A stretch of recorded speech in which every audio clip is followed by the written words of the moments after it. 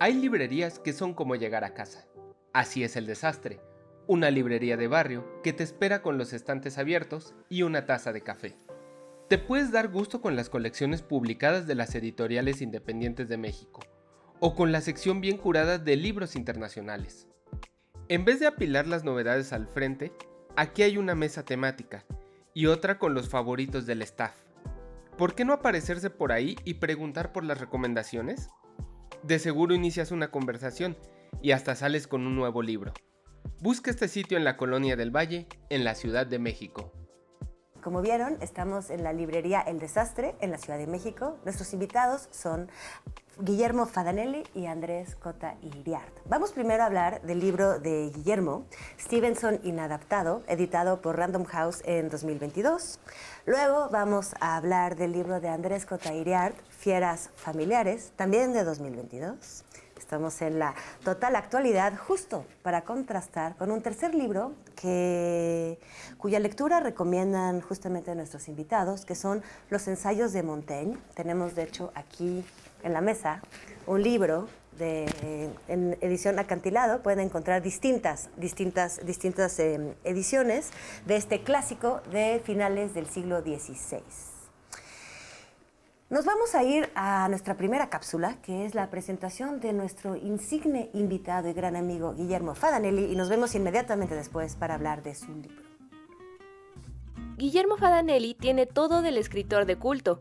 Es cínico, filosófico, mordaz y le gusta pasar el tiempo en las cantinas, donde lo conocen todos los meseros. Dirige con Yolanda Martínez la editorial Moho, donde publica obras desfachatadas que no encontrarían lugar en casas más convencionales. Ha firmado más de 30 obras, la mayoría traducidas. Su primer libro se tituló El día que la vea la voy a matar. El último, Stevenson Inadaptado. Pues Stevenson Inadaptado. Una historia que sucede en 2020, 2021. Todos sabemos que en 2020 algo muy extraño pasa en el planeta Tierra, por lo menos para los humanos. No sé si el planeta Tierra haya sufrido grandemente. Para el universo de los que habitamos los humanos hay un gran evento. Si tuviéramos que alargar el título de tu libro, Guillermo, ¿estarías de acuerdo con ponerle Stevenson Inadaptado a los tiempos de pandemia? Sí.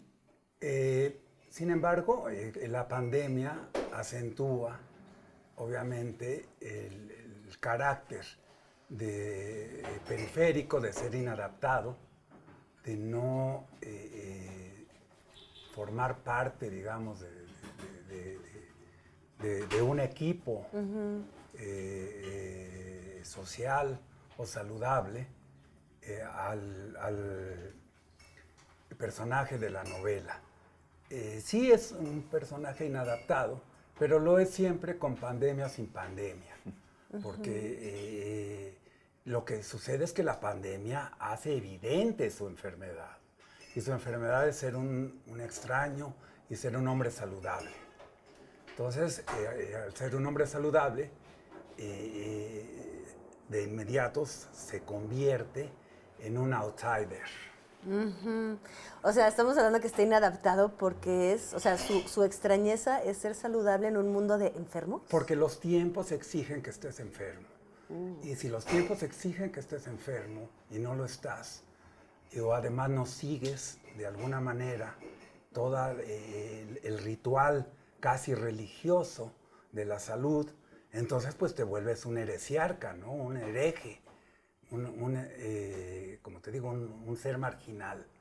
Y es desde allí donde Mario Stevenson mira el mundo, en este caso la Ciudad de México, y por supuesto dentro de la pandemia, ¿no? Porque la pandemia no es nada más una enfermedad física, es una cuestión social que cambia tu mundo, tu habitar en el mundo, te obliga a relacionarte con los demás, a veces de formas a las que no estás acostumbrado, ¿verdad? Te expulsa de cierta normalidad en la que estás tratando de sobrevivir y te lleva como en un ejército a territorios que tú no quieres habitar y no quieres caminar.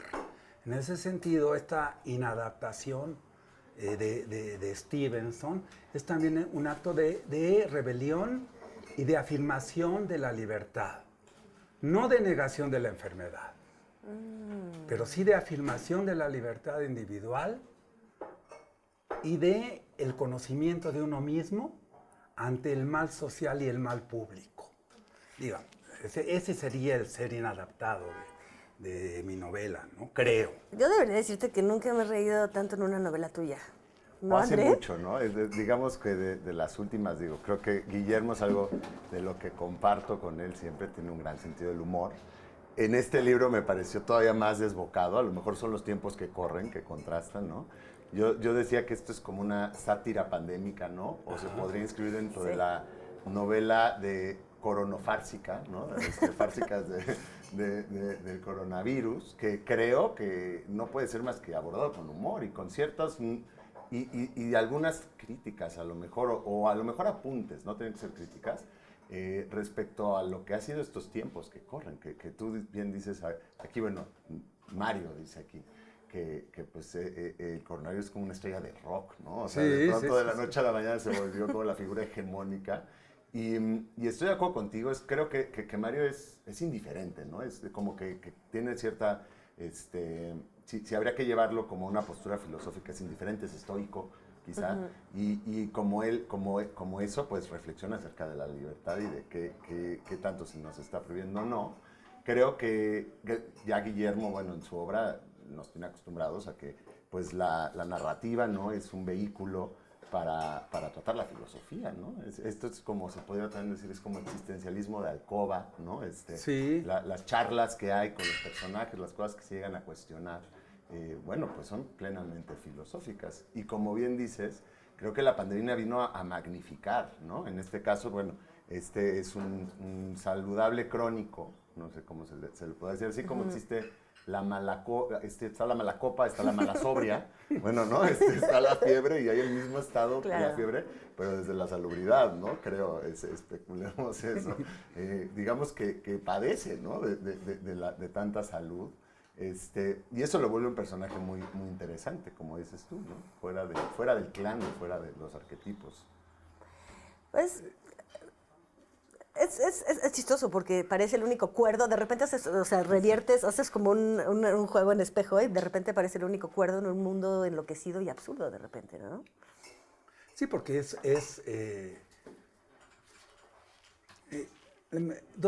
en cuanto comenzó esta especie de coreografía luctuosa,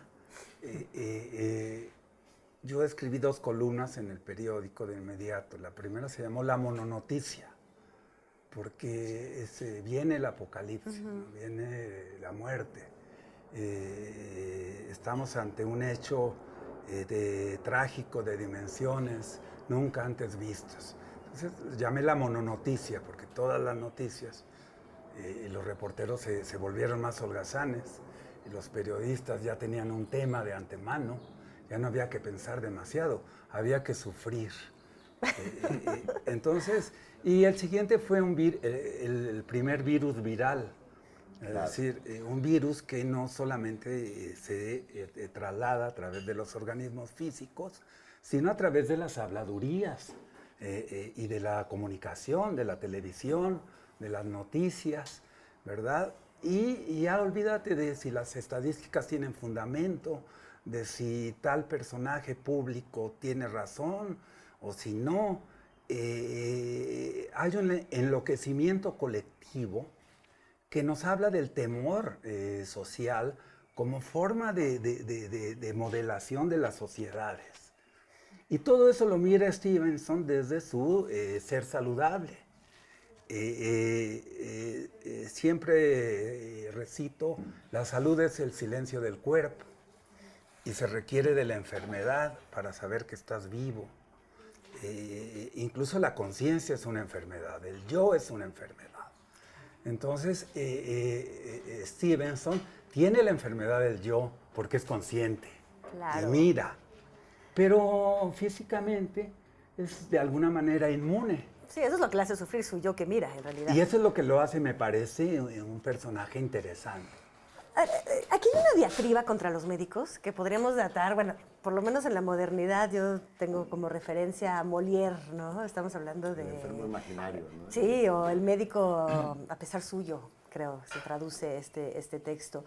Hay una crítica, una burla bastante abierta a toda esta dictadura, de esta dictadura sanitaria, ¿no? Y el miedo al coronavirus. La pregunta, me gustaría preguntarte, Guillermo, si tú endosarías una burla así a nombre propio de Guillermo. O sea, ¿se vale, se puede hoy en día, sin la máscara de la ficción, decir lo que está diciendo este personaje? Sí, yo lo digo normalmente. De ninguna manera niego el papel fundamental del médico en la ciencia y en la curación. Sería absurdo. Uh-huh. Lo que me parece es que se construyen mitos donde el médico es una especie de salvador o de sacerdote religioso que de alguna manera conoce tu cuerpo más que tú. Y sí, lo conoce en algunos aspectos, pero en otros no. Uh-huh. Y entonces viene ese diálogo necesario entre médico y paciente. Bueno, yo raramente voy a ver a un médico, pese a que Arnoldo Kraus, que es filósofo, que es médico importante, él está más o menos, no está atento, está preocupado porque nunca voy. Y no quiero hacerme exámenes ni nada por el estilo. Pero él mismo dice, ¿no? La historia del doctor chino que hay que pagarle mientras uno esté sano, ¿no? Que es el chiste. Así, de eso se trata. Montaigne, Michel de Montaigne, por ejemplo, él, este ensayista francés, él detestaba la figura del doctor y del médico. Así es. Él sufría de cálculos, de piedras biliares. Es tan doloroso como parir, ¿no? Que incluso llegó a escribir que tuvo deseos de suicidarse, sí, por no poder combatir el dolor.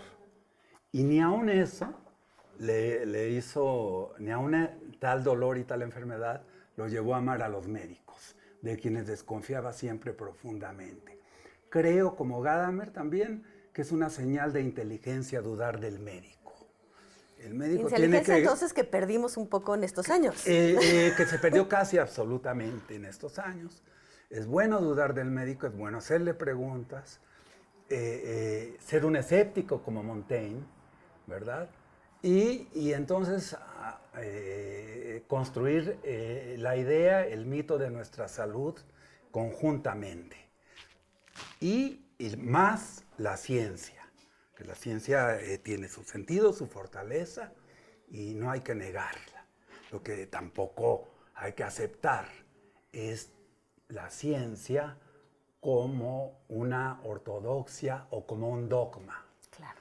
De hecho, otra vez Montaigne decía, yo prefiero la ciencia en la escritura, la ciencia asimilada, que la ciencia demostrada, como sucede en el libro de Andrés, que ya tocaremos, sí, pero donde está la ciencia asimilada y narrada literariamente de una manera bella. Sí. Sí, no, coincido tremendamente. Me gustaría, estamos como llegando al final de este primer bloque, pero quería preguntarte a ti, Andrés, justamente, que eres la parte de la ciencia, ¿qué opinas de esto de dudar en momentos, por ejemplo, de coronavirus, de poner en duda una dictadura de la ciencia? Yo creo que hay que cuestionar siempre, pero también hay que tener cuidado de dudar desde una cierta fundamentación, ¿no? Claro. Dudar desde la información y creo que, como bien señala Mario y como bien señalas tú, esta pandemia ha demostrado que en buena medida también ha sido, pues sí, un virus viral en el sentido que es una pandemia muy psicológica también. Y una pandemia que demostró que antes pensábamos, el paradigma era que la sociedad a veces no puede entrar a las discusiones o no puede tomar buenas decisiones porque no está informada. Y ahora se demostró, lo que pasa es que es otro paradigma, ahora sobra información, ¿no? Claro. O sea, cualquier persona con su teléfono está al alcance de un mar o un abismo de información, y luego lo que no se ha logrado es que sepamos discernir a qué hacerle caso y a qué no. Es que lo que está y entonces genial... se generan unas, ¿no? Narrativas y de pronto... Entonces sí creo que hay que mantener una posición escéptica en general, ¿no? Diría yo que es muy sano, ¿no? El pensamiento crítico como fundamento del día a día, eso me parece desde luego. Y sí creo que también el problema aquí también es que como está hoy por hoy esta como comunicación de la ciencia a nivel noticioso, que viene a señalar, es un problemón, porque entonces se divulgan, ¿no? Algunas especulaciones como si fueran ya demostradas. Una de las genialidades y no se retractan. La ciencia, parte de lo que la hace interesante es que tiene la posibilidad de retractarse. Sí. Es decir, creo que esto es así. No, después, un tiempo después, Bueno, ¿sabes qué? que... En realidad no era así. Creemos que es así. El problema es que la noticia no se retracta, ¿no? O sea, ellos solo pasan la primera y ya luego no le dan seguimiento, ¿no? Creo que la genialidad de un poco del personaje de Stevenson es precisamente que él piensa sin noticias. O sea, piensa desde, un poco muy Michel de Montaigne, en cierto modo, que va a venir mucho al caso. O sea, él no lee noticias, él está simplemente analizando la realidad desde lo que conoce y desde lo que piensa. ¿No es así? Sí, de hecho... Que es una adaptación. ¿Le parece que la necesidad de estar al tanto es uno de los beneficios de la ignorancia? Es decir, quien está al tanto de todo está al tanto de nada. Por supuesto hay que tener relaciones con las múltiples disciplinas y conocimientos y demás, pero sobre todo, y allí estoy totalmente de acuerdo con Andrés, es que requieres no muchas noticias, requieres capacidad de discernimiento. ¿Cómo vas a asimilar y a reflexionar este mundo abigarrado, que te llega de noticias, de imágenes, ¿verdad? En nombre de la ciencia, en nombre del bien, en nombre de la fama, en nombre del saber. En fin, es muy difícil salvarse de ello si no construyes una mínima columna vertebral a partir de la cual mirar y sobre todo enjuiciar el mundo. Es decir, esto me parece bien, esto me parece mal, prefiero caminar por este sendero que por los otros. Para ello se requiere de lecturas, de reflexión, de espíritu crítico y también de escepticismo. El escepticismo es un método, es decir, dudas como principio, pero siempre dispuesto a no tener la razón. El que duda queriendo no tener razón me parece un ser apreciable. Y creo que de algún modo en la novela que se acaba de editar, Stevenson Inadaptado, el personaje tiene esa vena. Duda, incluso se burla. Se burla muchísimo. Me parece extraordinario que le hayan visto ese lado del humor. Pues yo escribía y saltaba carcajadas. Te debo decirte que me reí como con Kafka. O sea, de repente es algo tan absurdo y este personaje tratando de navegar lo mejor posible, como pasando desapercibido y que no le alcance la absurdidad del mundo, o sea, no le moleste. Pues bueno, pues Stevenson Inadaptado. Me gusta mucho que hayamos terminado sobre esta idea de que hay que leer, hay que dialogar, hay que dudar, que eso es precisamente lo que estamos haciendo aquí. Espero, continuemos. Vamos a irnos un pequeño corte y vamos a continuar con esta noble misión.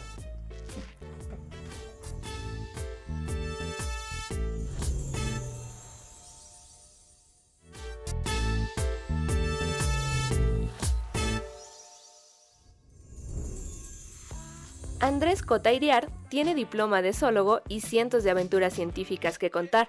Desde niño es naturalista aficionado, coleccionista de especies extrañas, sobre todo de reptiles. Ha publicado un libro sobre sus experiencias con psicodélicos y otro sobre el ajolote mexicano. Se dedica a la divulgación de la ciencia con la Sociedad de Científicos Anónimos que él mismo fundó. Su más reciente título es Fieras Familiares.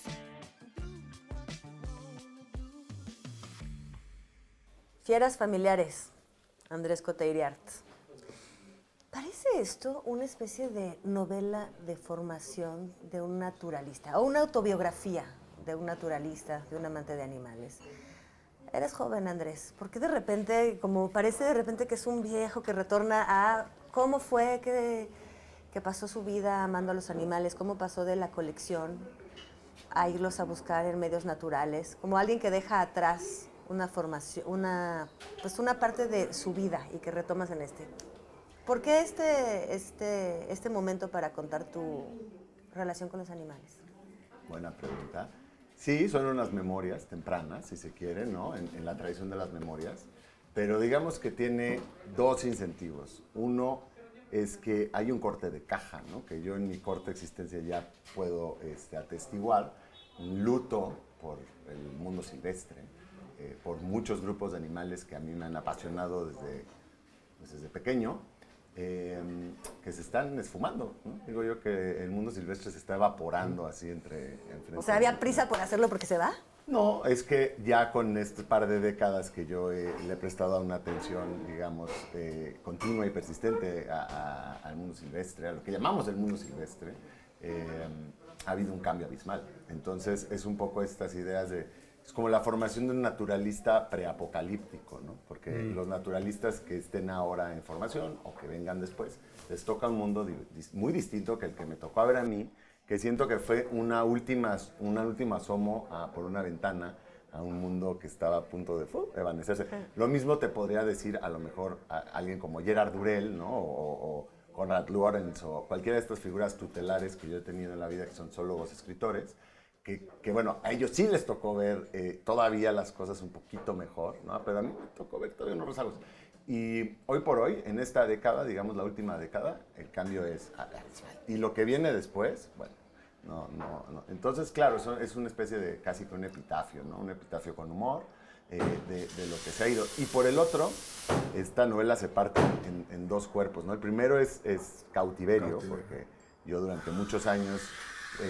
digo que tuve la fortuna de compartir la casa con muchas fieras. A lo mejor habría quien diría, bueno, las fieras no tuvieron la fortuna de compartir la casa contigo. Bueno, de hecho, cuando uno lee fieras familiares, pues piensa más en los seres humanos en apegos feroces, ¿no? En de esta mujer. O en mi familia hay Vivian. otros animales de Gerard Durrell, ¿no? Pero en efecto, la casa son sus habitantes y en este caso, esos habitantes no solo eran humanos, ¿no?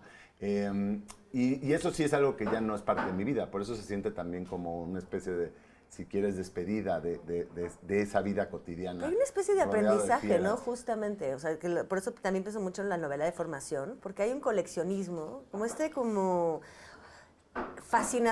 o sea, esta fascinación por el reptil, que es sobre todo reptiles, ¿no?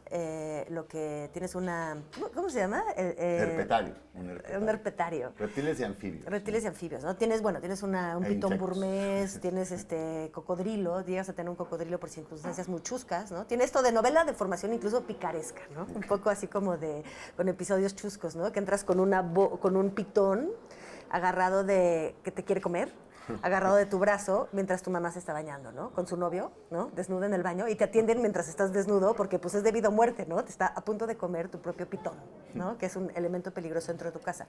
Pero parece que hay como una especie de corte, bueno, hay un corte en el libro en el que pasas de esta fascinación del coleccionismo, de quererte apropiar de la naturaleza, que quizás pertenece a una cierta concepción más antigua de la infancia, un poco más de la humanidad, en que todos no agarrabas al animal y lo ponías dentro de tu casa. Hoy en día es casi, incluso en tu época, pero hoy en día es casi inmoral, ¿no? Imaginarse tener a animales encerrados. A ver. Disierno un poco, pero sí, o sea, porque hoy en día, por eso es el cambio que estamos viendo, hoy en día empieza a tener otra significancia el animal en cautiverio, pues la última esperanza para la gran mayoría. Muchos viven así. Lo dices en tu libro. Sin ir más lejos del ajolote, pues no existe más que en cautiverio.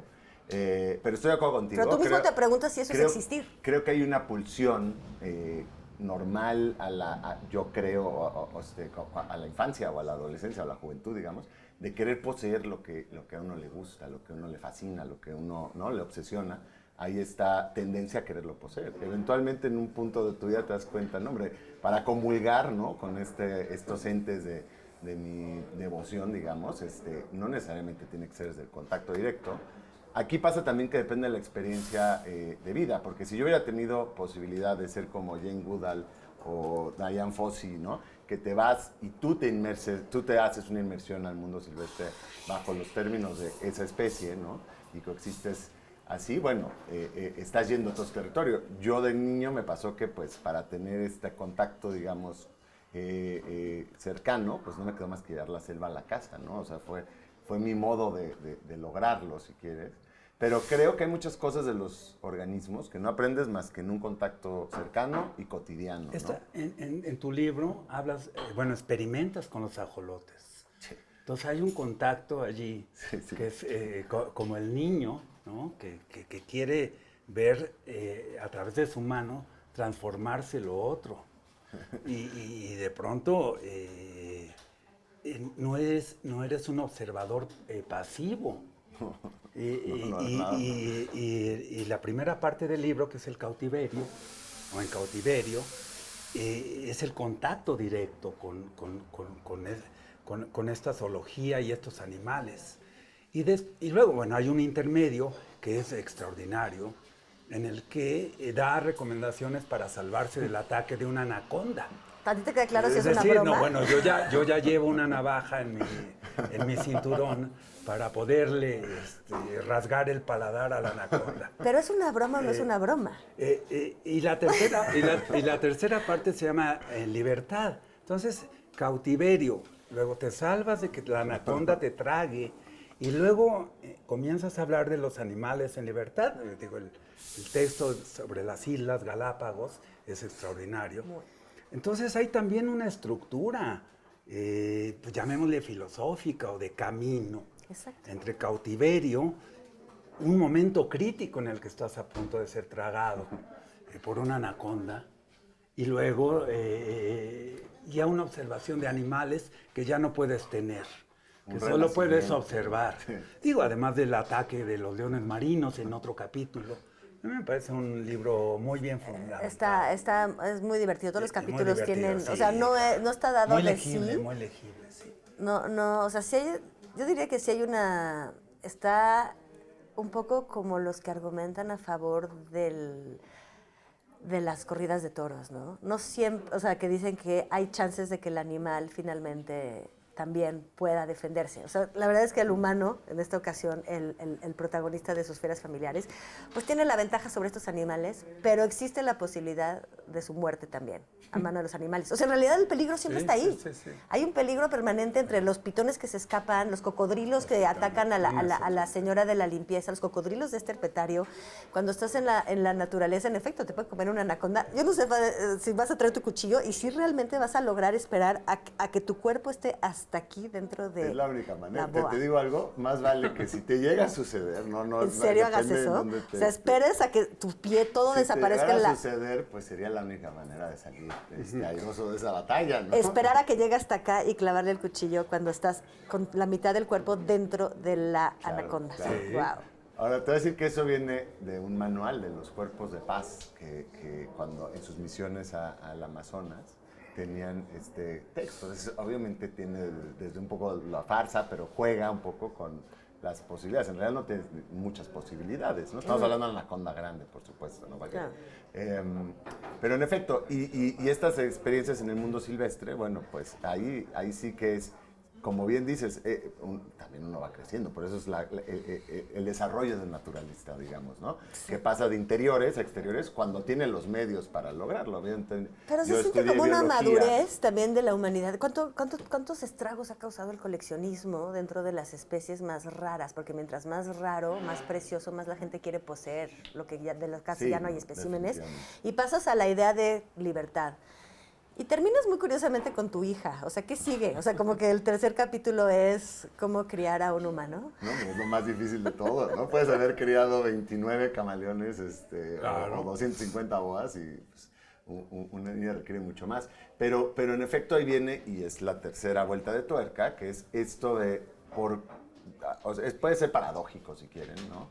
Que el cautiverio sea la última esperanza para muchas especies, porque el humano, el antropoceno es eso, generamos paradojas que nos cuestionamos, pero luego nunca resolvemos a tiempo, y cuando ya es momento, ya no queda otra opción más que esa, y cada vez son más especies, y es en el mejor de los casos, eso es lo más triste del asunto, ¿no? Que Sí. para la mayoría no existe eso. O sea, por este ajolote, que es el ajolote mexicano, hay otras 19 especies de ambistomas aquí en México que pues, no tienen al menos esa alternativa, que es existir en peceras. Que Ya volvemos solo a, existir si eso en es la peceras. existencia, ¿no? Ya es una discusión filosófica, ¿no? Exactamente.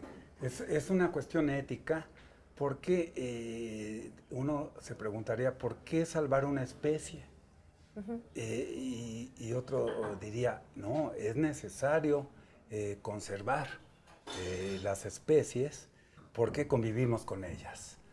Y alguien más te diría, ¿y por qué tú te consideras el conservador de las especies o el dios de las distintas géneros? Pero a mí me parece que la convivencia con las especies, y esa es una de las enseñanzas en el libro de Andrés, que tú bien tasaste como Bildung romano, o como se dice. Novela de formación. Novela de formación. El respeto, la curiosidad que viene del deseo de conocimiento por lo otro, es decir, por los seres extraños, por los que están aquí antes de los seres humanos y que estarán probablemente. Y en esta narración que hace Andrés, nos va soltando datos extravagantísimos, como que la biomasa en la Tierra pues, está formada por pollos. Hoy en día, en buena medida, Por ejemplo, especies ¿no? domésticas. Entonces, ¿por qué no salvar a algunos pececitos en una pecera? ¿No? Son preguntas a las que te lleva el libro de Andrés. Totalmente. ¿Hay algo nostálgico también? O sea, sí es de formación, o sea, pasas de, incluso, digo, puede haber paralelismos entre quiero poseer a esta persona, o sea, lo bello lo quiero poseer, a lo bello lo dejo ser, ¿no? Lo dejo existir y trato de no molestarlo, ¿no? Mientras exista, mientras perdura, exista. ¿no? Porque hay mucha nostalgia y tristeza en tu libro, la tiene verdad. mucha razón Guillermo, o sea, la Tierra empezó sin el humano y va a acabar sin el humano, ¿no? O sea, la especie que nosotros vamos a extinguir, sin lugar a dudas, en algún momento. Y muchas de las especies que coexisten con nosotros, pues ya se están extinguiendo, pero la vida prevalecerá y se reinventará, volverá a radiar y habrá otras criaturas, ¿no? No nos tocará conocerlas.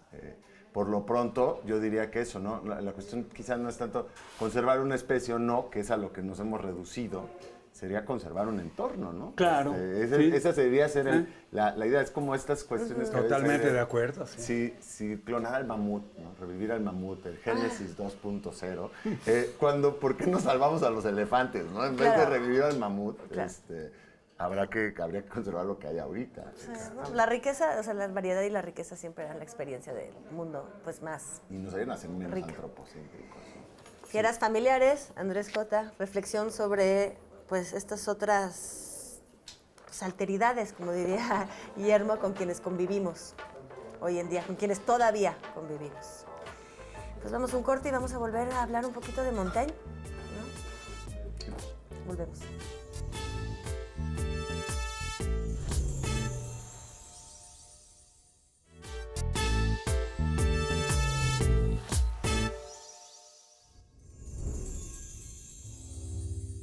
A los 39 años, el cansado y noble señor Michel de Montaigne se retira a una torre en su jardín para meditar y escribir, rodeado con libros de los sabios de la antigüedad. Sus ensayos se publican por primera vez en Francia en el siglo XVI y bautizan un nuevo género literario. En sus páginas, este hombre del Renacimiento dialoga con sus predecesores, pero también con sus contemporáneos, sobre cuestiones tan variadas como la amistad, la diplomacia, la pedagogía o la preparación para la muerte.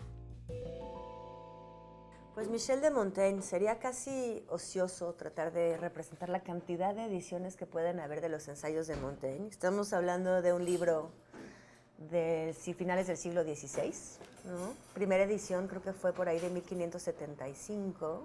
La última edición, aquí dice que fue según la edición de Marie de Gournay. De Marie de Gournay, sí. Que increíble que en esa época un hombre como Montaigne confiara en una mujer para una jovencita. Sí. Ríos de tinta han corrido en torno a esta relación con la hija de elección, porque no pelaba mucho a sus propios hijos, pero esta hija de elección sí, que fue la que hizo la edición de 1595, la más completa que se conoce. Montaigne es un hombre que en plena guerra de religión, en pleno también auge de su carrera, era cercano al rey, tiene 39 años y decide retirarse del mundo porque se siente viejo y piensa que es momento de encerrarse en una torre, tiene una torre construida donde ha puesto sentencias en latín y griego, las sentencias con las que crecía un hombre del Renacimiento, hablaba mejor latín que francés, y a leer y escribir. ¿Qué nos puede decir Montaigne hoy a los hombres de a nosotros? Bueno, de entrada es difícil que un escritor que escribió, como bien dices, a finales del siglo XVI, nos haya transmitido su amor por la vida, su deseo de conocimiento, su capacidad de tolerancia, su poder de observación, su ser prudente y sobre todo el ensayo biográfico. Es decir, hablo de mí, pero hablo del mundo. Claro. Y en eso los libros de los que hablamos hoy están relacionados con Montaigne. Porque cuando Montaigne habla de la tristeza, o habla de la mentira, o habla de la muerte, siempre está, además citando en latín, porque además en ese entonces escribir en francés como escribe él, no, y un libro de esta envergadura, pues no era un hecho sencillo. Por eso siempre él está, que sabía latín desde los 4 o 5 años, porque sus maestros fueron rígidos con él, ¿no? Pero él quiere estar relajado, no quiere el peso del saber en sus espaldas. Él requiere mirar, observar, escribir, ni siquiera con el deseo de ser el gran escritor o el gran hombre de letras. Si algo tiene Montaigne es una especie como de humildad a la hora de escribir, tanto que después escritores que se interesaron en él como es Bayer, como Emerson, que yo admiro mucho, decían que le faltaba profundidad, pero no es que le faltara profundidad, es que escribía como se hablaba. Por eso me parece él como el gran fundador de la idea de conversación como escritura y como literatura. Por supuesto, admiraba a los latinos y su gran héroe Plutarco, ¿no? Con el que empieza este ensayo que me sugerías, ¿no? El de la... que filosofar es aprender a morir. El filosofar es aprender a morir, ¿no? Entonces fue un lector de Platón y de los latinistas, pero sobre todo un vividor, un vagabundo, ¿no? Un holgazán, pero un holgazán observador y con gran desvergüenza. Porque si de alguien hablaba mal Montaigne, era de sí mismo. Sí. Y eso fue muy importante, por eso llamó tanto la atención. Qué paradójico, ¿no? Que en realidad en épocas pasadas, una literatura que no tratara de grandes temas o que no tratara de grandes personalidades, de las vidas ejemplares, para retomar los clásicos, ¿no? Las vidas ejemplares precisamente de Plutarco, que tratara de un tema tan poco insigne, tan poco importante como el yo, se considerara en cierto modo un acto de humildad, un acto de hacer pequeñas cosas. Cuando hoy en día, y creo que Rousseau es el que abre esa vía, es como de yo pienso que, y yo, ¿no? Se revierte, pero esta tradición la abre Montaigne de una manera, como tú dices, muchísimo más ligera, muchísimo más humilde, o sea, habla de él y a través de él del mundo, de una manera que no es pedante, de hecho odia la pedantería.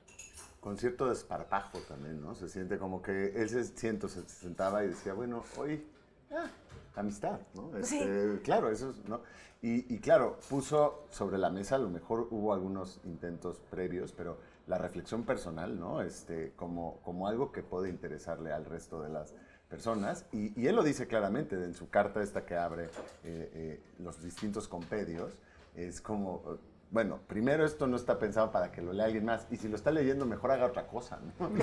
Encuentra algo más importante en que ocupar su tiempo, y ahí empieza la burla casi a sí mismo, ¿no? Una autocrítica, porque bueno, ¿a quién puedes criticar mejor que a ti mismo, no? Pues eres la persona que te queda más cercana, eres a quien conoces mejor, entonces eso me parece fundamental. Y para traerlo a la mesa hoy en día, bueno, hay muchos temas que toca, y fíjate, en este de filosofar es aprender a morir, la concepción que creo que hace muy buen eco con la novela de Guillermo, porque la concepción que tiene Montaigne un poco de la muerte, a lo mejor es la que tiene Mario Stevenson un poco, porque, y fíjate, en 4 siglos que han pasado, ¿no? Un poquito más, la sociedad, ¿no? Ya no se diga... no ha llegado a conciliar con esto que es tan irrevocable, certero, ¿no? Y que es la muerte, y tan mundano, porque aquí todos y todas vinimos a morirnos, ¿no? Y ahí Montaigne hace muchas reflexiones de, bueno, sí, estos que a veces se vuelven hasta el lugar común, pero en su momento a lo mejor nadie lo había puesto sobre la mesa, que es nacer es empezar a morir, ¿no? Tú viniste aquí a morirte, y de la muerte es que se designa la vida, como de la enfermedad se designa la salud.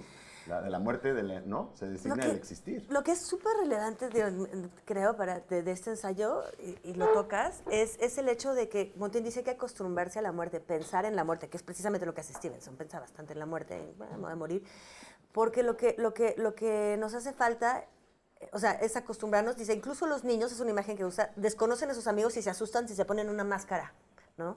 Entonces, si la muerte está enmascarada, si la muerte está detrás de los hospitales, como dice Stevenson en tu libro, no hay cadáveres en la calle, no estás la muerte sucede en otro lado, tras las puertas, y no sabemos cómo es, porque se nos esconde, porque es algo extraño, pues algo que no sabemos, pues nos va a dar más miedo. Y en cierto modo pasaba un poco esto con la pandemia. Se están muriendo allá, quién sabe, no estás cerca, tú enciérrate en tu casa y no veas nada, ¿no? Entonces, temes lo que no ves, acostumbrarse a la idea de la muerte, verla como algo muchísimo más cotidiano, algo que es parte de la vida, que sucede pues todo el tiempo, es una manera de tener menos miedo y de llegar a ella de una manera mucho más certera y sana, ¿no? Octavio Paz decía que las personas vivíamos como si fuéramos eternos, nos comportábamos como si fuéramos eternos.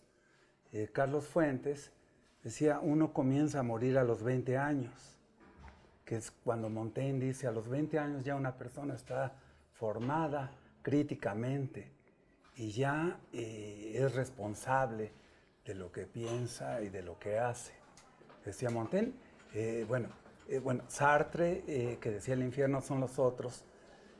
Todas las frases de las que estamos llenas en la novelística del siglo XX en el mundo, pues todos somos hijos de Montaigne. Sí. Es decir, por supuesto que estaba Séneca y Cicerón y Ovidio, que era también uno de los escritores favoritos de Montaigne, pero Montaigne nos lo hace asequible, no nos lo pone en la mesa como si fuera un mandamiento o un dogma. Él mismo ya duda de lo que dice, incluso desconfía de quien confía en él, ¿no? Estamos entonces ante una especie de escéptico, sabio. Él no se considera a sí mismo filósofo. En la historia de la filosofía nunca aparecerá el nombre de Montaigne. Y sin embargo creo, como después le hizo Rousseau, 200 años después o no sé cuánto tal, que todas sus frases, todas sus aserciones, su contar la vida tan levemente, tan a flor de piel, de forma tan sencilla, eso modificó la literatura de los últimos siglos. Yo no soy muy de amar a alguien. Bueno, Emerson, en sus hombres representativos en la historia de la humanidad, además de Swedenborg, pues habla de Platón y habla de Napoleón y habla de varios más, ¿no? Pero sobre todo admira a Montaigne. Sí. Admira a Montaigne, algo les despierta a Montaigne, les desagrada su sencillez, como A Emerson. Sí, Es tan incluso a protestante, Emerson. tan Sí, puritano, tan exactamente. despojado. Y yo creo, y terminaría justo con lo que dices de las guerras religiosas. Es un hombre que crece en medio de la pelea entre católicos y hugonotes. Entonces, y además siendo amigo de Enrique de Navarra, de los reyes, pues. Y alcalde de Burdeos, que eso es muy importante, porque si hubiera llegado la pandemia a Burdeos, Montaigne hubiera sido el primero en salir corriendo. Pero Porque él salió, salió. ¿no? Fue la Boétie. No, Pero no. estuvieron exiliados No, porque fue la no, Boétie. en cuanto llega la peste a Burdeos, o a Bordeaux, Montaigne dice, soy el alcalde, me quieren mucho, el rey me ha nombrado, etcétera, pero yo me voy de aquí con todo y familia. Y abandona la aldea, él era el alcalde, y sale corriendo, ¿no? Porque además deploraba los cargos públicos, le daban un tanto de flojera. Pero era obligatorio, o sea, los tuvo que tomar. O sea, era en cierto modo obligatorio, tuvo que ser Oye, magistrado. ¿quién no le daría flojera, no? Oye. Imagínate. Fíjate, del cargo público. Sí, se Bueno, entiende además que se fue haya una encerrado. imposición del rey. Claro. Se haya encerrado con sus libros. No, era algo. Lo de las guerras de las religiones, pues. Montaigne, dentro de su tiempo, justamente se retira de eso, otra vez de la actualidad candente, para pensar el mundo a través de sí. Creo que uno de sus más grandes valores es el de la tolerancia y el de escuchar las demás ideas, justamente, y poder cambiar de opinión. Mira, si tú divides el mundo en rojo, negro, liberales, conservadores, Sí. jacobinos y católicos, pues no hay manera. Montaigne es producto justamente del intento de la conciliación entre esos extremos que son depredadores de sí mismos y que no tienen como consecuencia ni la cordialidad ni la buena convivencia. Y en ese sentido, Montaigne fue más político escribiendo que llevando a cabo un cargo público. Es un hombre muy interesante, sigue siendo muy interesante. Sí, claro, en toda cosa, digo, y en esa época yo creo que la polarización era todavía más desaforada, quién sabe, porque estamos volviendo a esos tiempos, tristemente, pero evidentemente en un momento de polarización intentar transitar en medio, ¿no? O al menos robar lo que sea de ambos lados, pero no casarte con ningún extremo, ¿no? Porque eso pues siempre te va a llevar al desfiladero, ¿no? A lo mejor además al desfiladero en nombre de alguien más, que suele ser el caso. Pero, y creo que también, volviendo a la muerte que tú estabas diciendo, Yael, es que estamos totalmente descontextualizados de la muerte en todos los sentidos, pero bien que vamos y compramos bistecs, ¿no? Ahí al supermercado, pero ya estamos muy deshabituados de que ese bistec era una vaca y se mató, y antes, ¿no? O quienes tenemos familia, digamos, de campo y tuvimos esa fortuna de crecer por lo menos en el campo, bueno, pues matas al puerco y es claro para todos que el puerco, o lo que te estás comiendo del puerco, pues proviene de un ser vivo. Hoy en día en la vida citadina... De hecho, se comía con mucho más respeto. Por eso también se rezaba, no se había- agradecía. y O sea, a lo porque mejor no estabas agarraste tan una máscaras. vida. Ahorita pues, te comes ahí una hamburguesa en 2 segundos, no te preguntas ni de dónde vino el animal, ni quién era, ni quién lo Totalmente. agarró. Es como, me lo como y me voy. Sí.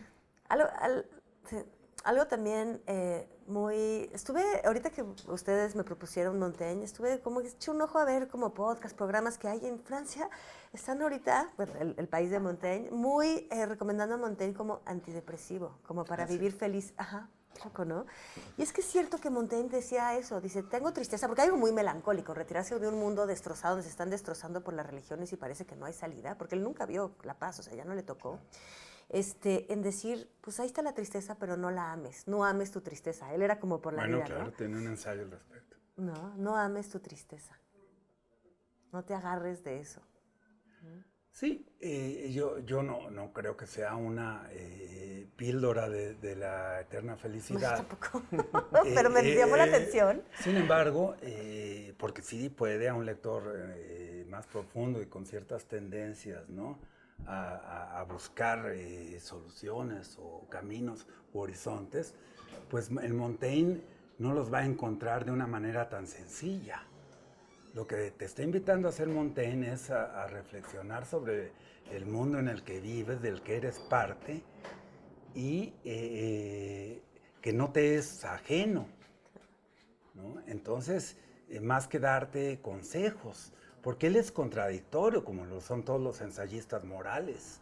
En algunos ensayos dice justamente lo contrario. Es que se llaman ensayos, son intentos de decir, ¿no? Y otro intento, Exactamente. y otro intento, o sea, como Aislación, aproximaciones. Ensayar Aproximaciones, algo. así. No, son como aproximaciones. Es el padre del término ensayo y lo tomaba, o sea, él no pensaba en el ensayo tal como lo conocemos hoy, sino como hubiera podido poner de título aproximaciones, ¿no? Intentos. Y que siembra semillas, ¿no? Pero bueno, el hecho de ponerle ensayos, pues seguimos escribiendo ensayos. Pero yo ¿no? diría, no, bueno, es el Entonces, padre del ensayo, pero yo diría sí. que a lo mejor también lo que se refieren con esto del antídoto para la contra la depresión es que a lo mejor leer y pensar ayuda, ¿no? Claro, y leer ensayos. A lo mejor es que es triste, ¿no? Porque se ha relegado un poco el ensayo, que aquí hay una tradición en México, sin lugar a dudas, Sí, por fuerte. supuesto. De hecho, a veces pienso que más fuerte que en la narrativa, en la prosa. Y creo que a la larga te nutre mucho más, ¿no? La mente, leer ensayos. Digo, habrá novelas que tienen su valía y también es importante entretenerse y pasar un buen tiempo y las novelas también se pueden adentrar y especular sobre temas importantes. Definitivamente puedes personificar a otros, ¿no? Encarnar a otras personas, a otras mentes. Pero el ensayo definitivamente debería volver a ser parte fundamental de las listas de lecturas de cualquier escuela y debería ser visto como, a veces te pueden decir incluso, digo, Guillermo, que tiene tantos ensayos como novelas, ya no sé cómo va la balanza, pero más o menos. A ver, bueno, ¿no? esta novela para mí es un ensayo. Es lo que iba a decir, o sea, el ensayo en realidad tiene muchas manifestaciones, ¿no? Se puede manifestar en una cosa narrativa, se pueden manifestar incluso en poesía, se puede manifestar, es digamos un acercamiento, ¿no? Y es esto de los temas que en realidad no resuelves tampoco, ¿no? En un ensayo no estás buscando resolver la cuestión de forma definitiva, tajante, sino aportar, ¿no? Es como un debate andante, persistente. Conversación. Ajá. Y conversar con autores que ya no están aquí, traes algunas ideas a la mesa, ¿no? Algunas tuyas, algunas referentes y abrir la conversación, yo creo. Una última cosita que nos digas, Guillermo, antes de cerrar el programa. Nada, que creo que Montaigne, en relación con el ensayo de Andrés y mi novela, tienen una relación estrecha en un sentido, que son testimonios de lo extraño y de lo extravagante, para tratar de comprender un mundo del que formamos parte, pero que no conocemos nunca a fondo, y del que somos observadores parciales. Y lo hacemos a través del lenguaje, a través de la lectura, pero también y sobre todo, esto es muy importante, de la vivencia. Porque en el libro de Andrés, buena parte, bueno, o casi todo el libro, son experiencias vividas y viajes que él llevó a cabo a lo largo de su vida, ¿no? Pues muchas gracias. Gracias a ti. Magnífica conclusión. Es exactamente eso, creo, pues por lo que los quiero leer, los leo y los tengo y quiero conversar con ustedes y con pues todos nuestros autores, vivos y muertos. Pues bueno, muchas gracias a los dos. Sigamos leyendo. Espero que les haya gustado este programa. Como estamos empezando, pues es el mejor momento para pues, decirme. Me pueden escribir en las redes sociales, Yael a Waze, decirme si les gustó, decirme si no les gustó, decirme si tienen alguna sugerencia, alguna idea. Espero sus mensajes y espero que nos veamos en la próxima ocasión.